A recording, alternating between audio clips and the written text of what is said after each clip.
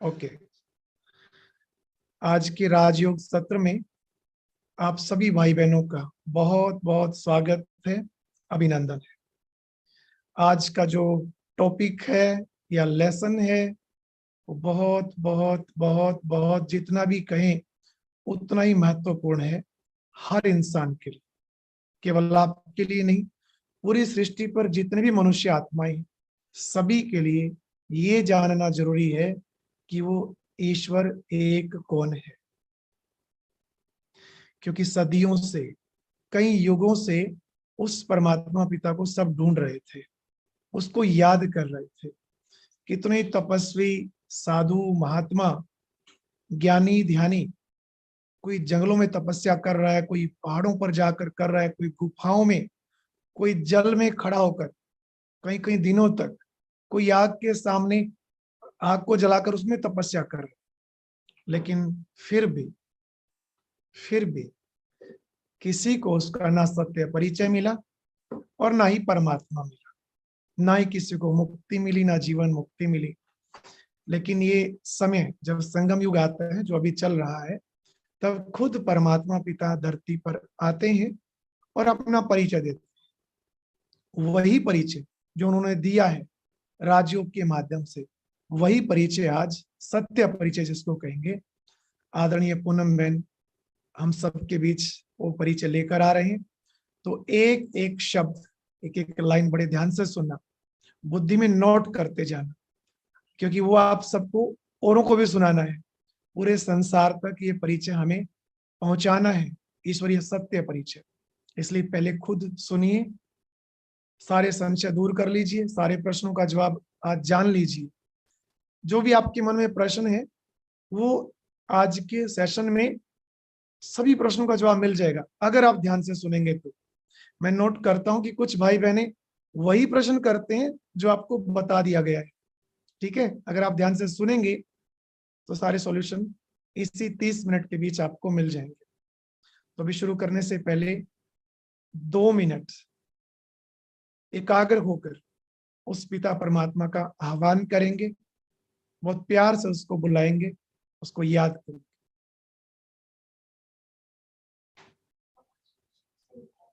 परमात्मा को पहचानने जा रहे हैं। एक सेकंड के लिए अपने को पूरा एकाग्र करके बिठा लेंगे, बस एक सेकंड के लिए अपने इस स्वधर्म में टिक जाएंगे कि मैं एक आत्मा हूं और मैं अपने सत्य पिता की पहचान लेने जा रही हूं।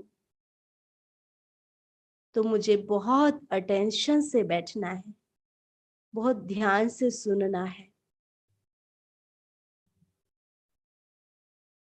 मुझे उस प्यारे परम पिता परमात्मा की पहचान अपने दिल में बिठा लेनी है।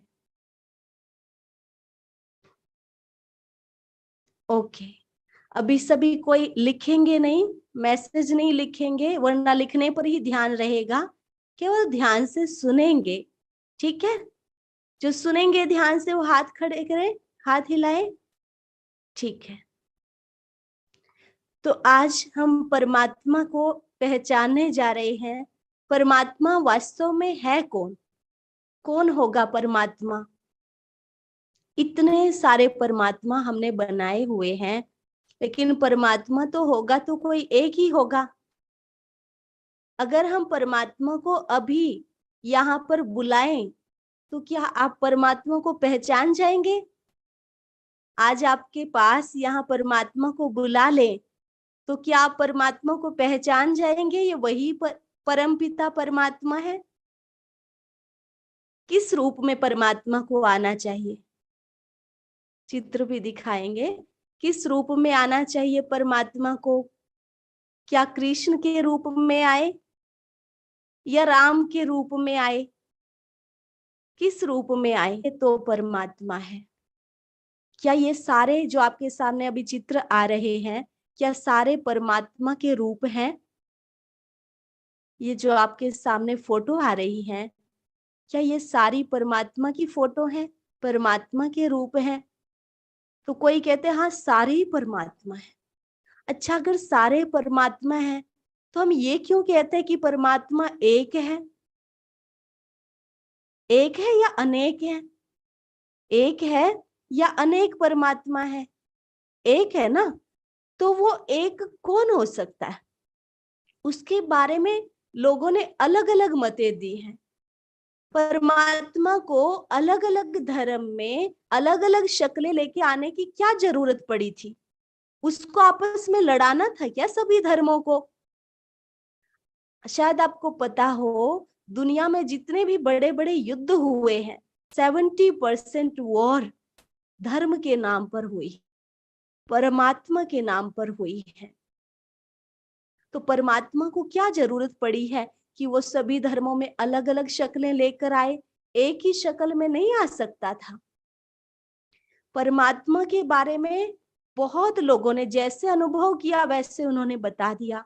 किसी ने कहा नेचर ही गॉड है, किसी ने कहा सर्वधर्म जो परमात्मा है वो हमारे अंदर ही है, आत्मा ही परमात्मा है। तो किसी ने परमात्मा के बारे में क्या कहा कि वो तो सर्वव्यापी है, कण कण में है।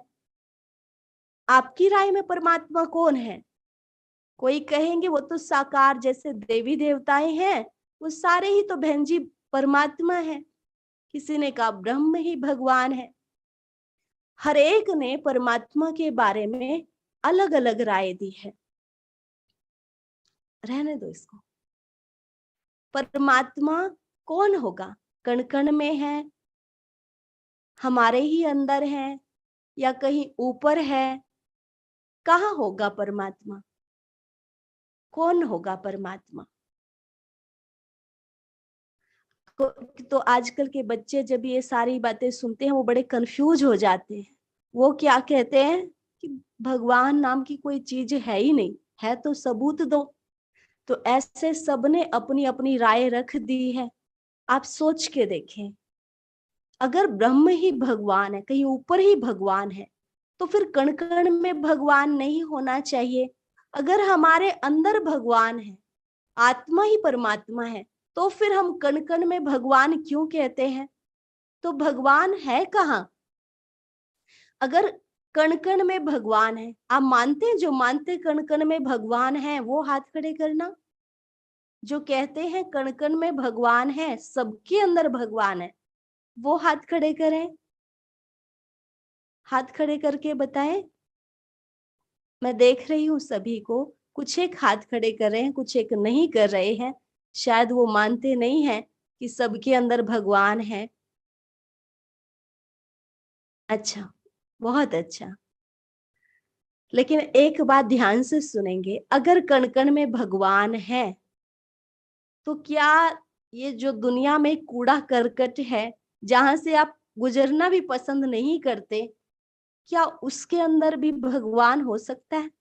विचार करना थोड़ा सा, क्या उसके अंदर भगवान हो सकता है? कोई व्यक्ति किसी का खून कर देता है, क्या खून करने वाले में भगवान होगा? होगा। पाप कर्म करने वाले में भगवान है अंदर? या उसके अंदर भगवान नहीं है, बाकी के अंदर तो भगवान है। अच्छा, जिसकी दर्दनाक मृत्यु हुई, इतना दर्द जिसने सहन किया, क्या उसके अंदर भगवान होगा? हाथ खड़े करके बताएं। नहीं या है? खून करने वाले के अंदर भगवान नहीं है, जिसका खून हुआ उसके अंदर भगवान नहीं है। अच्छा, फिर कुत्ते बिल्ली जो हम बोल देते कि इनके अंदर भगवान है, गटर का सुअर कीड़े, क्या उसके अंदर भगवान होगा? विचार करो आज थोड़ा सा, क्या इन चीजों के अंदर भगवान होगा? अगर आपको भी ये वाले शब्द कोई बोल दे ना, तू ऐसी है या तुम ऐसे हो, तो आपको भी गाली जैसा महसूस होगा। होगा कि नहीं होगा? गर्दन हिला के जवाब दे। होगा। गाली की तरह महसूस होगा ना आपको कोई ऐसे वर्ड बोले तो। और परमात्मा को हम ये रेगुलर में बोल रहे हैं, तो ये भी परमात्मा के लिए एक गाली जैसा ही है। अगर हम परमात्मा को सर्वव्यापी कह देते हैं, कितने आतंकवादी है, कितना गलत कार्य करते हैं, और हम कहते हैं उन्हीं के उनके अंदर भी भगवान है। ये तो बड़ा गलत है ना अगर हम सबके अंदर भगवान बोले। चलो वो भी छोड़ दो, जानवर और सब छोड़ दो, आतंकवादी। आप ये बताओ क्या हमारे अंदर भगवान हो सकता है? आत्मा ही परमात्मा है, क्या हमारे अंदर हो सकता है? हमसे कितने पाप कर्म होते हैं, कितनी गलतियां हुई होंगी, क्या हम सोच सकते कि मेरे अंदर भगवान है? चलो आपके अंदर नहीं, आपका जो पड़ोसी है जिसको आप देख के बिल्कुल खुश नहीं होते, कोई ऐसा रिलेटिव है जिसको देखते ही आपका मन डिस्टर्ब हो जाता है, क्या उसके अंदर भगवान होगा? नहीं है ना। भगवान हमारे अंदर नहीं है।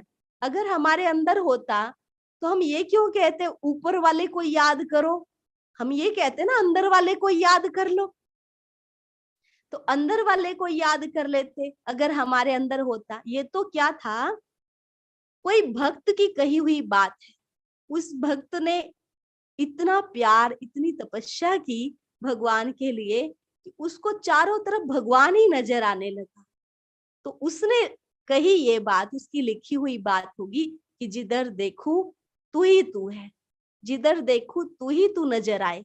जैसे किसी का किसी से बहुत गहरा प्यार हो, स्नेह हो, उसको भी कार्य करते हुए उसी की शक्ल सामने रहती है, हमेशा आंखों के आगे वही रहता है। तो ऐसे ही ये भी परमात्मा का जिसके साथ बहुत गहरा प्यार होगा, तो उसने ये बात लिख दी कि जिधर देखूं उधर तू ही तू है। सबके लिए थोड़े ये बात। जैसे एक कहानी मैं आपको सुनाती हूँ, शायद आपने सुनी भी होगी। ये एक हाथी की कहानी है। पांच पांच व्यक्ति थे जिनकी आंखें नहीं थी, उसको उनको हाथी दिखाने के लिए लेकर के गए कि हाथी कैसा होता है। तो सबने हाथ लगा करके देखा। बाद में पूछा गया कि हाथी कैसा था, तो जिसने पूंछ पे हाथ लगाया उसने कहा हाथी ना थोड़ा रस्सी जैसा था। जिसने पैर पे हाथ लगाया उसने कहा हाथी खंबे जैसा था। जिसने पेट पर हाथ लगाया उसने कहा हाथी ना दीवार जैसा था। जिसने उसकी सूंड पर हाथ लगाया उसने कहा हाथी सांप जैसा होता है। एक ने उसके कान पर हाथ लगाया था, उसने कहा कि हाथी तो पंखे समान होता है। क्या हाथी ऐसा होता है? रस्सी जैसा, सांप जैसा, दीवार जैसा हाथी ऐसा होता है? गर्दन हिलाओ, यस करो या नो करो। नहीं होता है। अच्छा, क्या रस्सी, खंबा, दीवार ये सब मिलाने पर भी हाथी बन सकता है? बनेगा हाथी? नहीं बनेगा। आप सोचो, उनकी तो चलो आंखें नहीं थी, उन्होंने जैसा अनुभव किया उसके बारे में बता दिया। ऐसे कोई और की भी आंखें नहीं हो और वो उसको जाके बताने लगे कि भाई हाथी ना थोड़ा ऐसा दिखता है। एक ने कुछ बताया, दूसरे ने कुछ, तीसरे ने कुछ। तो वो जो छठा होगा व्यक्ति जिसकी आंखें नहीं है, वो तो बड़ा कंफ्यूज हो जाएगा कि ये कौन सा ठीक बोल रहा है, हाथी कैसा होता होगा। तो ऐसे हमारे साथ हुआ। किसी ने परमात्मा के बारे में जो अनुभव किया, जैसा अनुभव किया वो शास्त्रों में लिख दिया। किसी ने कुछ लिखा, किसी ने कुछ लिखा। जो उनको अनुभव हुआ होगा, जैसी उनकी जिसमें भावना होगी, उसको वहां से अनुभूति हुई, उन्होंने लिख दिया। क्या कोई भी शास्त्र भगवान ने लिखा है? लिखा है? सभी शास्त्र मनुष्यों के लिखे हुए हैं। आज भी कोई फिल्म में कोई ऐसे भगवान के बारे में दिखाए तो हमें ऐसे लगेगा अच्छा ऐसा होता है भगवान, अच्छा ऐसे हिंदू होते, अच्छा ऐसे मुसलमान होते, तो वैसी मान्यता हमारे बुद्धि में बैठ जाएगी, आजकल के बच्चों की बुद्धि में बैठ जाएगी। तो जैसा जिसने जो लिखा था, जो उसको ध्यान से जिसने पढ़ा, तो उसके लिए वही भगवान हो गया कि अच्छा भगवान ऐसा होता है। लेकिन फिर जब दूसरी बात सुनते भगवान तो ऐसा होता है, तीसरी सुनते कि भगवान तो ऐसा नहीं ऐसा होता है, तो ऐसे व्यक्ति कंफ्यूज हो जाता है कि परिस्थिति के समय में याद किसको करूं। परिस्थिति, बच्चा बीमार है तो मैं हनुमान जी को याद करूं या राम जी को याद करूं? थोड़ी देर में कोई और आ जाएगा, गायत्री मंत्र जपो, इससे कुछ नहीं होगा, गायत्री माता का जाप करो। फिर थोड़ी देर में कोई और आएगा कि नहीं इससे भी कुछ नहीं होगा, तुम अभी हनुमान जी को याद करो। इससे कुछ नहीं होगा, गणेश जी को याद। तो ऐसे करते करते व्यक्ति किसी को याद नहीं कर पा रहा है, क्योंकि उसको पता ही नहीं कि हमें याद किसको करना है। लेकिन फिर भी हम आप सबकी भी भगवान में आस्था तो है, इस कारण से आप सभी यहाँ बैठे हैं, और कभी ना कभी भगवान ने आपकी भी इच्छा पूरी की होगी, भले किसी भी माध्यम से की हो। तो हम सोचते हैं कि शायद हमारे लिए तो यही भगवान है, लेकिन वो तो भगवान की एक बूंद मिली है हमें।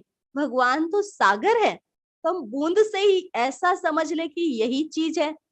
हर चमकने वाली चीज सोना तो नहीं होती। तो भगवान जो होगा वो जरूर सर्वोच्च होगा।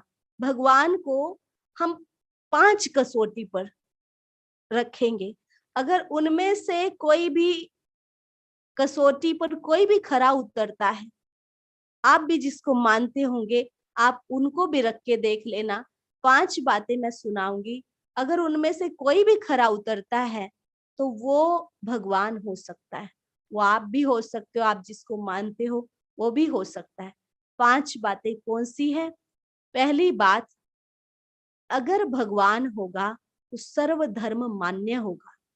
सारे ही धर्म उसे स्वीकार करेंगे। ये नहीं कि हिंदू मानेगा, मुसलमान नहीं मानेगा, मुसलमान मानेंगे, ईसाई नहीं मानेंगे। भगवान होगा तो सारे ही धर्म उसे स्वीकार कर लेंगे। उसे हम कह सकते हैं कि हाँ, ये भगवान है। जो भी उसको देखे, जो भी भगवान में आस्था रखता है, जिस भी धर्म का है, वो तुरंत कहे हाँ, ये भगवान है। उसको हम कहेंगे कि ये भगवान हो सकता है। दूसरा, भगवान जो होगा ना वो सर्वोच्च होगा। उससे ऊंचा कोई नहीं, उसके कोई माता पिता नहीं, उसका अपना कोई शिक्षक नहीं, कोई गुरु नहीं। वो सारी दुनिया का माता पिता होगा, शिक्षक होगा, गुरु होगा। तीसरा, अगर परमात्मा होगा तो वो सर्वोपरि होगा। सुख दुख, पाप पुण्य, जन्म मरण सबसे न्यारा होगा। वो मनुष्यों की तरह जन्म मरण, सुख दुख, पाप पुण्य के चक्र में नहीं फंसेगा। अगर वही फंस जाए, भगवान ही इस चक्र में फंस जाए, तो हमें कौन निकालेगा? तो भगवान जो है वो सर्वोपरि है, सर्व गुणों में अनंत है, सारे गुणों में अनंत होगा। वो सारी जो गुण है, सारी शक्तियां हैं, उनका सागर है, सर्वज्ञ होगा, सारे ज्ञान की नॉलेज उसके अंदर होगी।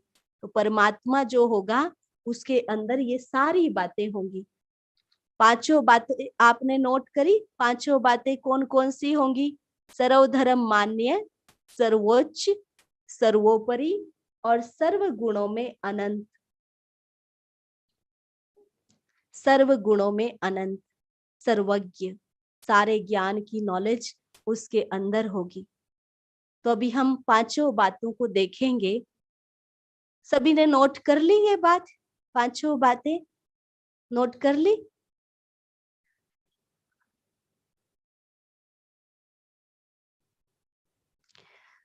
हम कहते हैं आत्मा सो परमात्मा। अब क्या हमें कोई भगवान मानेगा? अगर मैं कहूं मैं भगवान हूं, तो क्या आप स्वीकार कर लेंगे इस बात को? और सब स्वीकार करेंगे? चलो आपने भी कर लिया, बाकी सब स्वीकार करेंगे कि मैं भगवान हूं। अच्छा, कहे आप भगवान हो, क्या आपको सारे धर्म मान लेंगे कि आप भगवान हो? मानेंगे? नहीं मानेंगे ना। तो भगवान जो होगा वो कौन होगा? देखो, संसार में बहुत सारी पुण्य आत्माएं हुई, जिन्होंने पुण्य कर्म किए, उनको कहा गया कि ये पुण्य आत्माएं हैं। जो महान कार्य किए, उनको कहा गया कि ये महान आत्माएं हैं। जिन्होंने धर्म को लेकर कार्य किए, उनको कहा गया ये धर्मात्माएं हैं। ऐसे जिन्होंने श्रेष्ठ कर्म किए, दिव्य कर्म किए, उनको कहा गया ये दिव्य आत्माएं हैं। तो संसार में महात्माएं, पुण्य आत्माएं, धर्मात्माएं ये बहुत सारी हो सकती हैं, लेकिन परमात्माएं, परमात्माएं हो सकते हैं? परमात्मा के लिए क्या कहा जाता है? वो एक है या अनेक है? परमात्मा के लिए क्या कहा जाता? वो एक है या अनेक है? एक है ना। देखो, हिंदू धर्म में भी ना 33 करोड़ देवी देवताओं की पूजा होती है, लेकिन परमात्मा के लिए क्या कहा जाता है? वो एक है। इसका अर्थ 33 करोड़ देवी देवताएं भगवान नहीं है, 33 करोड़ वो देवी देवताएं हैं, 33 करोड़ परमात्माएं नहीं है। परमात्मा के जितने भी नाम हैं वो एक वचन सिद्ध करेंगे। आप देखो, परमात्माएं नहीं कहा जाता, क्या कहा जाता है? परमात्मा। प्रभुए नहीं, प्रभु। ईश्वरे नहीं, ईश्वर। तो जितने भी नाम है उसके, वो सारे सिद्ध करते हैं कि वो एक है। तो ऐसे आज हमें ये भी पता चला कि परमात्मा एक है, लेकिन देवी देवताएं, ये नहीं कह सकते कि उनकी कोई वैल्यू नहीं है। उनको हिंदू धर्म में अभी तक भी पूजा जाता है। कलयुग के अंत तक भी देवी देवताओं की इतनी पूजा हो रही है, क्योंकि उन्होंने बहुत श्रेष्ठ कर्म किए हैं, इतना कुछ परमात्मा को याद किया है, जो वो अभी पूजनीय बने। आप सोचो, सतयुग से कलयुग अंत तक भी जिनकी पूजा हो रही हो, वो कितनी श्रेष्ठ आत्माएं होंगी, कितनी ऊंची आत्माएं रही होंगी। उन्होंने ऐसे कौन से कर्म किए? आप सोचो, आज भी कोई व्यक्ति बड़े अच्छे कर्म करे तो उसका पुतला बना दिया जाता है, उसको वर्ष में एक बार श्रद्धांजलि देने जाते हैं, लेकिन बीच में कभी कहीं उसका हाथ टूटा हो, पंछी उसके ऊपर बैठे हो, गंध कर रहे हो, कोई ध्यान नहीं देता, क्योंकि उसको इतनी वैल्यू नहीं दी जाती। लेकिन देवी देवताओं को इतनी वैल्यू दी जाती है कि कलयुग अंत तक भी हम उनको पूजनीय मानते हैं। उनको खिलाना, पिलाना, विधि प्रमाण पूजा करना, मंदिर में जाना, तो इतना हम देवी देवताओं को उच्च मानते हैं, क्योंकि देवी देवताओं ने ऐसे कर्म किए। कौन से कर्म किए होंगे वो आगे जाके बताएंगे, लेकिन देवी देवताओं को भी रचने वाला जो है वो परम पिता परमात्मा शिव है। और परम पिता परमात्मा का नाम रूप क्या है? परम पिता का नाम मैंने बताया शिव है, लेकिन वो निराकार है। निराकार रूप में कैसे? जैसे कल भी कोई भाई पूछ रहा था कि परमात्मा को निराकार क्यों बोला जाता है? क्योंकि उसका हमारी तरह आकार नहीं है, हमारी तरह उसका शरीर नहीं है, वो रूप में ज्योति बिंदु है। ये नहीं हो सकता कि परमात्मा का कोई रूप ना हो। हर चीज का रूप तो होता है ना। मान लो आकाश है, पोलार है, उसको छू नहीं सकते, लेकिन रूप तो उसका भी है। नीला आकाश दिखाई देता है, नाम उसका भी आकाश रखा हुआ है। तो परमात्मा का नाम क्यों नहीं होगा? परमात्मा का नाम शिव है, उसका रूप ज्योति बिंदु है, वो ज्योतिर्लिंगम है। ज्योति का लिंग, ज्योति मतलब लाइट, लिंग मतलब सिंबल, तो पॉइंट ऑफ लाइट है, सिंबल ऑफ लाइट है। तो हिंदू धर्म में उसको ज्योतिर्लिंगम, ऐसे पिंडी बनाकर उसके ऊपर एक बिंदु लगा दिया जाता है, क्योंकि बिंदु की पूजा नहीं हो सकती, बहुत छोटा होता है, इसलिए बड़ा सा एक शिवलिंग बनाते हैं, उस पर 3 लाइनें लगाते हैं और बीच में बिंदु रख देते हैं। तो वो जो बिंदु है ना, वो परमात्मा है। समझ में आ रही है बात? ज्योतिर्लिंगम कहते हैं हम उसको। ना तो वो स्त्रीलिंग है, ना वो पुल्लिंग है, वो ज्योतिर्लिंगम है। तो वो भारत में लगभग 12 मुख्य ज्योतिर्लिंगम है, जहाँ भारत में जगह जगह इसकी पूजा होती है। अभी चित्र आएगा आपके सामने, आप देखेंगे ध्यान से। सभी धर्म परमात्मा को, ज्योति बिंदु को मानते हैं। इस चित्र में देखेंगे, क्या सारे धर्म ज्योति बिंदु को भगवान स्वीकार कर लेंगे? बड़ा करके एक एक को दिखाएंगे। देखो, रामेश्वरम है दक्षिण में, ये भारत में है रामेश्वरम, जहां राम ने भी लंका पर चढ़ाई करने से पहले शिव की प्रतिमा बनाकर उसकी पूजा की, इसलिए उस जगह का नाम ही पड़ गया रामेश्वरम। राम का भी जो ईश्वर है। ऐसे आप देखेंगे काशी है जो मंदिर, तो वहां पर भी काशी विश्वनाथ की पूजा होती है, वहां पर भी शिवलिंग है। ऐसे सोमनाथ में भी शिव की ही पूजा होती है। नाम अलग अलग रख रखे हैं, ध्यान से देखना, नाम मंदिरों के अलग अलग है, लेकिन अंदर शिव की ही पूजा होती है। उसके ऐसे बहुत सारे नाम हैं।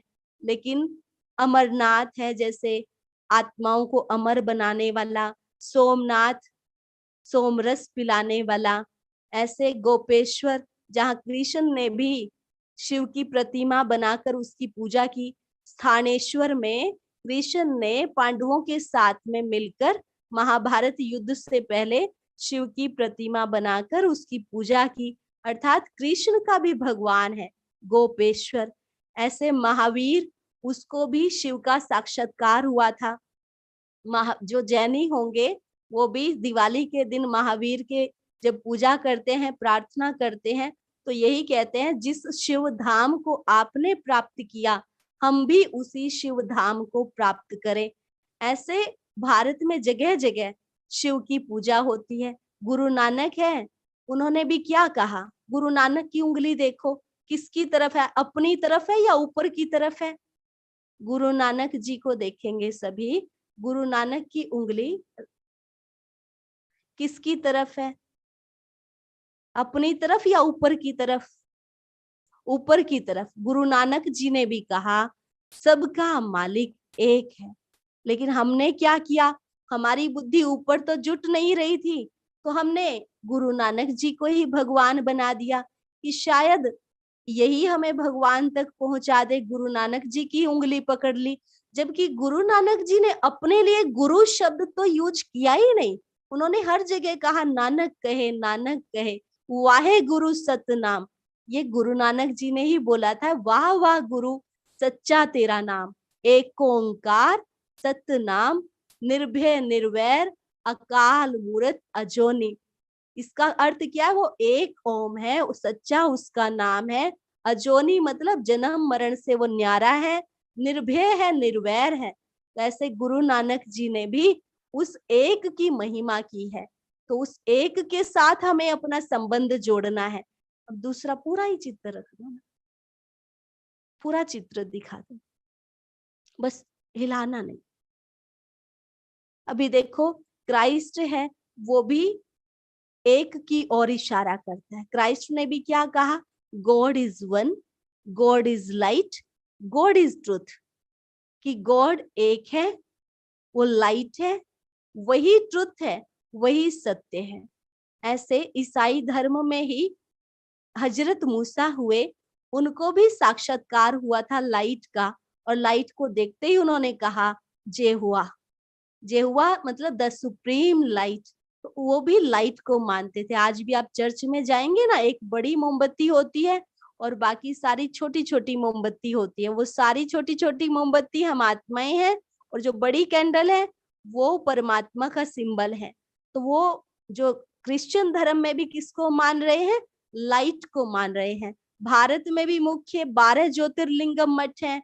ऐसे ज्योति को हम भगवान मान रहे हैं, लाइट को। गुरु नानक जी को भी ज्योति का साक्षात्कार हुआ, उन्होंने भी कहा ईश्वर एक ओंकार, निर्भय निर्वैर अकाल मूर्त है, काल उसको खा नहीं सकता, जन्म मरण से न्यारा है। ऐसे जापान में जब ध्यान में बैठते हैं बौद्ध धर्म के शिष्य, तो वहां पर भी एक लाल पत्थर है, उसको थाली में रख के 3 फुट दूरी पर अपने से रखते, शिवलिंग के आकार का है। तो उसके सामने बैठ करके वो मेडिटेशन करते हैं, उसको ही परमात्मा मानते हैं। ऐसे मुसलमान लोग जब हज करने के लिए जाते हैं, तो काबा में एक छोटा सा पत्थर है, उस पत्थर को, शिवलिंग के आकार का ही पत्थर है, उसको वो भगवान मानते हैं, अल्लाह मानते हैं। और हज यात्रा करते समय जैसे ही यात्रा पूरी होती है, वो एक लाइन बोलते हैं। क्या लाइन होती है? हे परवरदिगार, हे नूरे हिलाई, हमारी यात्रा कबूल करो। नूरे इलाही, नूर मतलब लाइट, ज्योति। ईसाई धर्म में भी ज्योति को मान रहे हैं। बुद्ध को भी लाइट का साक्षात्कार हुआ, महावीर को हुआ, गुरु नानक जी को हुआ। ऐसे शंकर जी भी जब ध्यान में बैठते हैं, तो ऐसे शिवलिंग के आगे ध्यान में बैठते हैं। शंकर जी का भी जो भगवान है, शंकर और शिव एक नहीं है। शंकर का भी पिता हम क्या कहते हैं? ओम नमो शिवाय, ओम नमो शंकराय नहीं कहते। क्या कहते हैं? ब्रह्मा देवताय नमः, विष्णु देवताय नमः, शंकर देवताय नमः कहते हैं। शिव परमात्मा ही नमः कहते हैं। शंकर परमात्मा ही कभी शोभता ही नहीं है। और आप देखो शंकर का आकारी शरीर है ना, ये दिखाया है ध्यान मुद्रा में बैठा हुआ। और जबकि शिवलिंग है वो एक पॉइंट ऑफ लाइट है, ज्योति बिंदु है। तो शंकर जी से इसकी भी जो तपस्या कर रहे हैं, जिसके ध्यान में बैठे हैं, इनके भी ऊपर जरूर कोई है जिसके शंकर जी ध्यान में बैठे हैं, तपस्या कर रहे हैं। तो शंकर जी किसकी तपस्या कर रहे होंगे? आप देखो एक ही मंदिर में शिवलिंग मिल जाता है, अकेले शंकर जी नहीं मिलते, शंकर के आगे शिवलिंग रखा होता है। कहीं कहीं दिखाया है कि शंकर जी भी शिवलिंग पर फूल अर्पण कर रहे हैं। भला अपनी ही पूजा क्यों करेंगे, अपने ही ध्यान में क्यों बैठेंगे? जरूर शंकर जी से भी ऊपर कोई है। शंकर का आकारी शरीर है, शिव ज्योति बिंदु है। शंकर जी को क्या कहते हैं? आंख खोलते विनाश हो जाता है, विनाशकारी है। और शिव जो है वो कल्याणकारी है। शिव का ना अर्थ ही है कल्याणकारी। शिव जो है ऊपर परमधाम निवासी है, कल चित्र दिखाया था आपको। और शंकर जी बीच में सूक्ष्म वतन में बैठे हैं। शंकर जी को गृहस्थी दिखाया है, सारा परिवार दिखाया है, लेकिन शिव सारी दुनिया का पिता है। शिव रचना है, शिव रचयिता है, शंकर उसकी रचना है। और देखो शिवरात्रि मनाते हैं, शंकर रात्रि कभी नहीं मनाते। ओम नमो शिवाय बोलते हैं, ओम नमो शंकराय नहीं बोलते। समझ में आ रहा है सभी को? 1 मिनट के लिए माइक ऑन कर देंगे सबका। सुषमा बहन।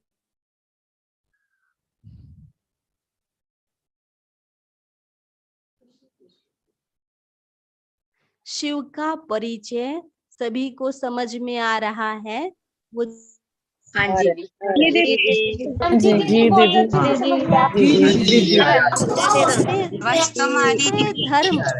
सभी धर्म उसको स्वीकार कर रहे हैं, हिंदू हो, मुस्लिम हो, सिख हो, ईसाई हो, ने उस लाइट के रूप में। ये अलग अलग रूप, अलग अलग रूप है भगवान के, या एक रूप है? अलग अलग का एक रूप है, नाम अलग अलग है, एक है, एक रूप है, नाम अनेक है। जी जी जी बिल्कुल ठीक।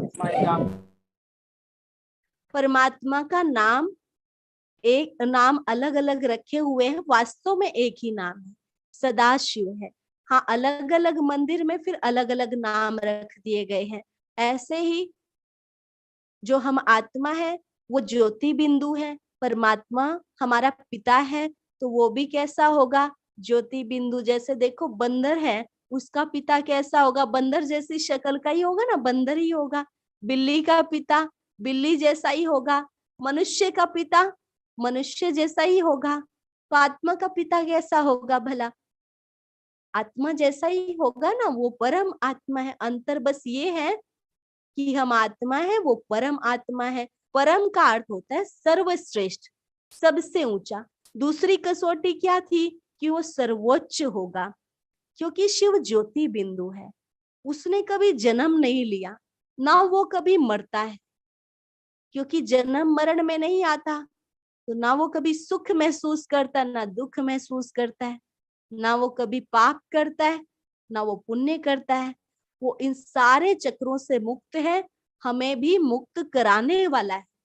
तो परमात्मा जो है उसके लिए हम क्या गाते हैं? एक ही मंदिर में सास भी वहीं खड़ी होगी, बहू भी वहीं खड़ी होगी। तुम मात पिता हम बालक तेरे, तुम्हारी कृपा से सुख घनेरे। वो हम सबका मात पिता है, शिक्षक है, सदगुरु भी है। जितने भी गुरु हुए हैं संसार में, वो सारे गुरु किसको याद करने वाले हैं? परमात्मा को एक की तरफ इशारा किया। सभी धर्म गुरुओं ने कहा उस एक को याद करो। तो गुरुओं की भी गति करने वाला कौन है? गुरु किस लिए करते हैं? ताकि हमें गति मिले। लेकिन गुरुओं की भी गति करने वाला कौन है? वो शिव है। एक कहानी सुनाते हैं। एक बार एक भिखारी था, वो रोज एक राजा के पास भिक्षा लेने के लिए जाता था। राजा के पास ऐसे सवेरे सवेरे लंबी लाइन लग जाती थी, और वो लास्ट में पहुंचता था, उसको थोड़ा बहुत मिलता था। उसने सोचा कि आज ना मैं सबसे पहले जाके खड़ा हो जाता हूँ और मैं सबसे ज्यादा लूंगा। तो जैसे वहां खड़ा हुआ, बहुत जल्दी पहुंच गया, वहां कोई भी नहीं मिला उसको। तो जो बाहर दरबारी खड़ा होता है उससे पूछा कि राजा कहाँ है। उसने कहा राजा तो अभी तपस्या कर रहे हैं, अभी भगवान की याद में है, तो वो बाद में आएंगे। उन्होंने कहा कि फिर भी कहाँ होंगे। कहा यही पास में मंदिर है, वो याद कर रहे हैं भगवान को। वो भी पास में खिड़की में जाके देखने लगता है राजा क्या कर रहे हैं, राजा को किसको याद करने की जरूरत, उसके पास तो सब कुछ है। तो अचानक उसके कानों में आवाज पड़ती है कि हे भगवान, शुक्रिया आपने जो मेरी झोली भरी, इसके कारण मैं औरों की झोली भर पाता हूँ। उसके कान खड़े हो गए एकदम से कि राजा किससे मांग रहा है, राजा की झोली कौन भर रहा है। तो उसने देखा तो हनुमान जी का फोटो था। तो जाते जाते उसका विचार चलने लगा कि मुझे राजा से लेने की क्या जरूरत, मैं भी उसी से ले लूंगा जिससे राजा लेता है।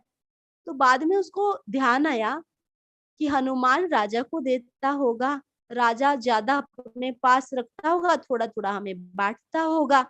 तो उसने कहा हनुमान जी किसका भक्त है, हनुमान किससे लेता होगा। उसको याद आया हनुमान राम का भक्त है, राम इसको देता होगा, हनुमान अपना रख के राजा को देता होगा, राजा अपना रख के हमें देता होगा। तो फिर उसने सोचा राम किसका भक्त है, राम शिव का भक्त है, उसने शिव की पूजा की। तो उसने कहा क्यों ना मैं डायरेक्ट शिव को ही याद कर लूं, ताकि बटता बटता मेरे पास थोड़ा ना आए, जबकि डायरेक्ट मैं याद करूंगा तो मुझे बहुत सारा मिलेगा, मैं औरों को बांट पाऊंगा।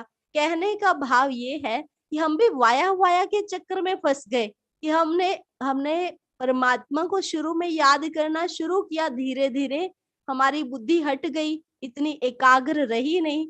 तो जिस भी धर्म गुरु ने, जिस भी बहन ने, भाई ने हमें परमात्मा के बारे में कुछ अच्छी बात कही, हमारे लिए वही भगवान हो गया। हम उसी की उंगली पकड़ के बैठ गए, जबकि हम उसको क्यों ना याद करें जिसको वो याद कर रहे हैं। तो वो परम पिता परमात्मा शिव है, सर्वोच्च है। तीसरी बात क्या थी, परमात्मा कौन होगा, सर्वज्ञ होगा, सारे ज्ञान की नॉलेज उसके अंदर होगी।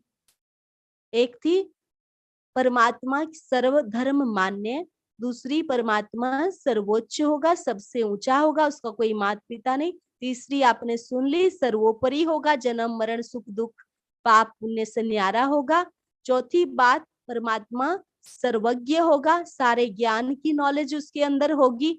आप देखो शिव का जो शिवलिंग है उस पर 3 लाइनें होती है, 3 लाइनें प्रतीक है कि शिव त्रिकालदर्शी है, तीनों कालों की उसके पास नॉलेज है। इस सृष्टि की आदि कैसे होती है, मध्य कैसे है, अंत कैसे होता है, वो तीनों कालों की नॉलेज हमें देता है। त्रिलोकीनाथ, तीनों लोकों का स्वामी है। 3 लोक कौन से थे जो कल बताए थे आपको, मूल वतन, शांति धाम, सूक्ष्म वतन, स्थूल वतन। तो परमात्मा तीनों लोकों का स्वामी है, त्रिलोकीनाथ है। इसलिए बेलपत्र भी चढ़ाते हैं ना, तो उसके भी 3 पत्ते चढ़ाते हैं, जुड़े हुए होते हैं, इसलिए वो बेलपत्र चढ़ाते हैं, क्योंकि उसके 3 पत्ते आपस में जुड़े होते हैं डंडी सहित। क्योंकि परमात्मा के लिए कहा गया वो त्रिनेत्री है, त्रिकालदर्शी है, त्रिलोकीनाथ है। त्रिनेत्री बीच में ज्योति बिंदु के पास आंख भी दिखाते हैं, क्योंकि भगवान जो है उनका तीसरा नेत्र खुला हुआ है, और हम बच्चों को भी ये तीसरा नेत्र देते हैं। कौन सा नेत्र, ज्ञान का तीसरा नेत्र। ये तो आंखें हैं हमारे पास, लेकिन हम भगवान को पहचान सकते हैं ज्ञान के दिव्य चक्षु से। तो भगवान हम सबका वो नेत्र खोलते हैं और कहते हैं बच्चे अपने आप को भी पहचानो और मुझ परमात्मा को भी पहचानो।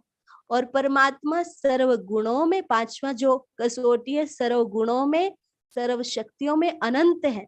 परमात्मा के लिए कहा जाता है कि सागर को शाही बनाओ, जंगल को कलम बनाओ, धरती को कागज बनाओ, और खुद सरस्वती परमात्मा की महिमा लिखने बैठे तो भी परमात्मा की महिमा लिखी नहीं जा सकती।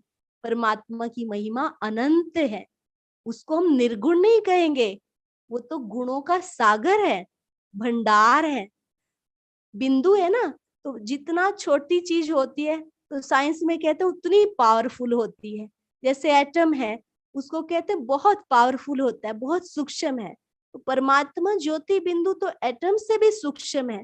तो उसके लिए कहते हैं परमात्मा अनंत है, अनंत गुणों का स्वामी है। तो परमात्मा रूप में भले ज्योति बिंदु है, लेकिन गुणों में वो सिंधु है, वो ज्ञान का सागर है, सुख का सागर है, प्यार का सागर है। अभी आपको चित्र दिखाएंगे, ये चित्र आपके पास होना चाहिए। ये परमात्मा के गुण लिखे हुए आएंगे आपके सामने, उन गुणों का आपने चिंतन करना है। ये ज्योति बिंदु शिव है, बिंदु रूप ज्योति स्वरूप है, दिव्य दृष्टि दाता है, काल के पंजे से छुड़ाने वाला है, दुख हरता सुख करता है। ये परमात्मा की कुछ एक महिमा लिखी हुई है। और परमात्मा के लिए ही कहा गया, गीता में भी लिखा हुआ है कि मैं अजन्मा हूँ, अभोक्ता हूँ। मैं तुम्हारे जैसा जन्म नहीं लेता हूँ, माता की गर्भ से पैदा नहीं होता है, लेकिन मैं अजन्मा अभोक्ता, मतलब सुख दुख नहीं भोगता हूँ। तो परमात्मा, उसके लिए ही कहा गया, यदा यदा ही धर्मस्य ग्लानिर्भवति भारत अभ्युत्थानम धर्मस्य तदात्मानं सृजाम्यहम्। अर्थात जब जब इस धरा पर धर्म की अति ग्लानि होती है, तब तब मैं इस धरा पर आता हूँ, अनेक धर्मों का विनाश कर एक सत धर्म की स्थापना करने के लिए अवतरित होता हूँ। जन्म नहीं लेते हैं परमात्मा, लेकिन अवतरण लेते हैं। आप सोचो, अभी चारों तरफ कितना पाप है, क्या अभी धर्म की ग्लानि नहीं हुई? तो ये तो परमात्मा के आने का समय है ना, लेकिन उसे पहचानता कोटों में कोई है। अभी भी देखो कितनों ने कोर्स किया, कितनों ने परमात्मा का परिचय लिया, लेकिन थोड़े समय बाद भूल जाते हैं। कोई कोई है जो उस चीज को हमेशा के लिए अपने दिल में बिठा लेते हैं कि परमात्मा ज्योति बिंदु है, अब वो धरा पर आ चुका है। ये ज्ञान कोई मनुष्य का नहीं है, मेरा या किसी भाई का नहीं है, ये ज्ञान स्वयं परमपिता परमात्मा का है। वो खुद आकर अपना परिचय देते हैं, इसलिए उसका एक नाम खुदा भी है। ये मेरा ज्ञान नहीं है, ये डायरेक्ट परमपिता का ज्ञान है, इसलिए उसका एक नाम स्वयं भू है, कि स्वयं इस भू पर आकर अपना जो परिचय दे, अवतरित ले, अवतरण ले। देखो, धर्म की ग्लानि गीता में कुछ एक निशानी दी हुई है कि उस समय को समझना, ये मेरा धरती पर आने का समय है। वो कौन सा समय? जब भाई भाई को मारने लगे, जब घर घर में महाभारत हो, नदियां अपनी सीमाएं लांग जाए, कन्या अपना वर स्वयं मांगे, अनाज पुड़ियों में बिकने लगे। तो क्या ये निशानियां आज दिखाई नहीं दे रही? गाय विष्ठा खाने लगे। गाय विष्ठा तो क्या, वो तो इतना ही लिख पाए शास्त्रों में, लेकिन गाय का मांस तक आज बिकता है। अच्छा, कन्या अपना वर केवल मांगती ही नहीं, लेकिन अपने आप सब कुछ ढूंढ भी लेती है। अनाज ही पुड़ियों में नहीं बिकता, पानी भी बिकता है। तो कितनी सारी बातें वो लिख भी नहीं पाए होंगे। आज आप आज का ही अखबार खोल के देख लो, उससे कई गुना कलयुग आपको नजर आ जाएगा। क्या अभी भी कहीं भगवान बैठा होगा? भगवान तो धरा पर आया हुआ है और अपना परिचय दे रहा है और कह रहा है, मुझे पहचानना है तो पहचान लो, मैं अपनी पहचान तुम्हें दे चुका हूं। तो आज हमें परमात्मा की पहचान मिली है, तो हम इसको अच्छे से समझकर यथार्थ रीति जब परमात्मा को याद करेंगे, पहचान कर, तो उसमें कई गुना फल मिलेगा। वैसे तो भगवान, किसी को भी हम याद कर रहे थे, भगवान हमारी इच्छाओं को पूरा कर ही रहा था, लेकिन क्या कहता, अगर डायरेक्ट पहचान कर मुझे याद करोगे तो उसका फल कई गुना मिलेगा। तो कल हम आपको याद करना सिखाएंगे कि भगवान को बड़ा आसानी से कैसे याद कर सकते हैं, सहज रीति से उसको कैसे याद कर सकते हैं। तो परमात्मा को याद करना सीखेंगे हम सभी कल। अभी 1 मिनट के लिए उसी ज्योति बिंदु के ध्यान में बैठ जाएंगे। परमात्मा रहता कहाँ है? जहां हम रहते हैं। परम धाम ही उसका घर है, परम धाम ही हमारा घर है। सभी वहीं पहुंच जाए परमात्मा के पास में। ऐसे महसूस करें यहाँ से मैं आत्मा निकल के ऊपर परम धाम में चली गई हूँ, सितारों की दुनिया में, आत्मा सितारों की दुनिया में, लाल आकाश में, जहाँ ज्योति बिंदु परमात्मा चमक रहे हैं और मैं उनकी छत्र छाया के नीचे बैठी हूँ। जैसे सूर्य का प्रकाश पड़ता है, ऐसे मेरे ऊपर परमात्मा का प्रकाश पड़ रहा है।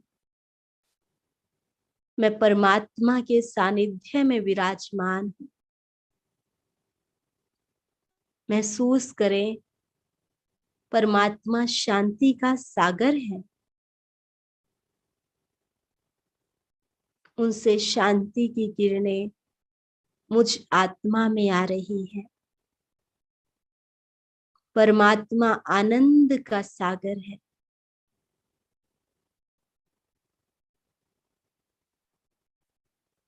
परमात्मा